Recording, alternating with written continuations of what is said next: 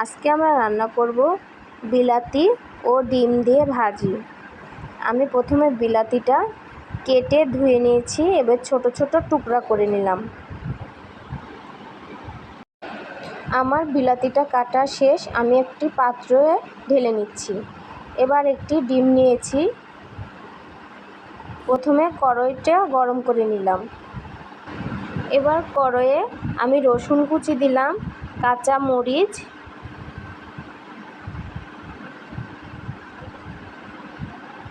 ও পেঁয়াজ দিলাম, দিয়ে আমি ভেজে নিচ্ছি। এবার আমি তেলের ভিতরে সামান্য জিরা দিলাম, জিরাটা দিয়েও আমি পেঁয়াজ মরিচ আর জিরাটা ভেজে নেব, আর রসুন কুচি।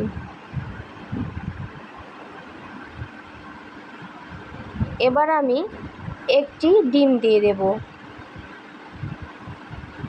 ডিমটিও আমি ভালোভাবে ভেজে নেব।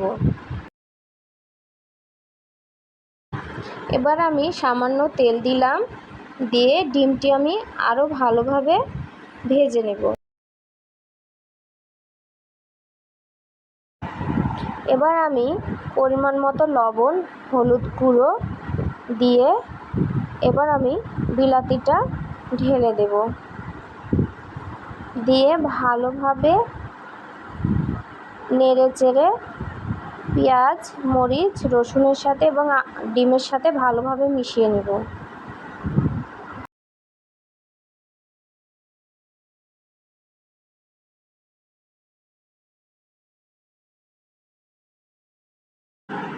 এবার ঢাকনাটা আমি দিয়ে দিলাম বিলাতিটা সেদ্ধ হওয়ার জন্য। এবার ঢাকনাটা তুলে নিলাম, বিলাতি থেকে পানি বের হয়েছে।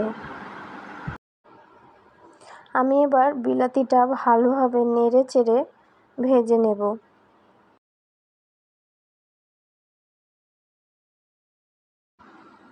আমি আবারও ঢাকনাটা পুনরায় দিয়ে দিলাম। আমি পুনরায় ঢাকনাটা খুলে ফেললাম।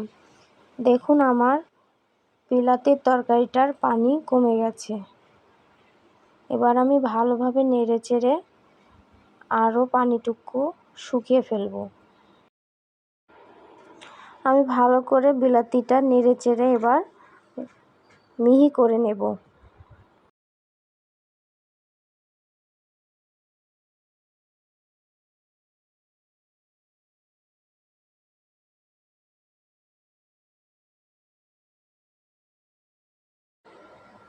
আমার বিলাতির তরকারিটার পানি শুকিয়ে গেছে, আমি এখন ভালোভাবে তেল ছাড়া পর্যন্ত ভালো করে নেড়ে নেব।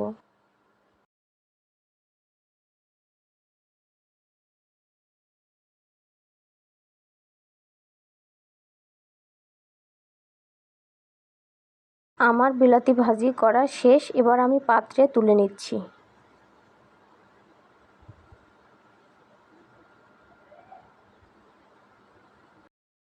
এই ছিল আজকের রেসিপি, ডিম দিয়ে বিলাতি ভাজি।